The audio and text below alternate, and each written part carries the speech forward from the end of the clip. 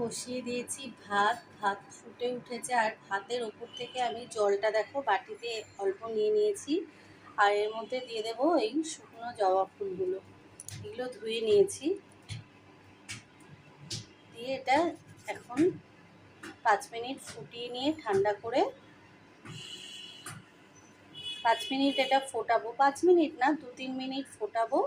তারপর এটা ঠান্ডা করে ফ্রিজে রেখে দেবো।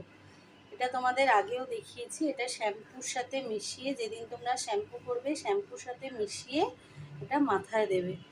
হেয়ার ফল অনেক কমে যায়, অনেক।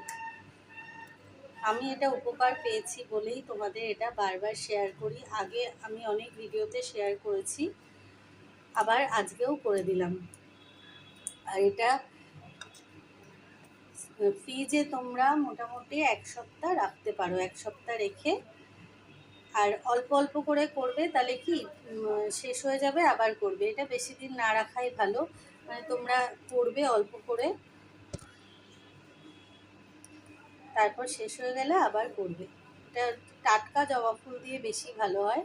যেহেতু আমার কাছে টাটকা জবা ফুল নেই, আমি এই জন্য শুকনো জবা ফুল দিয়েই করছি।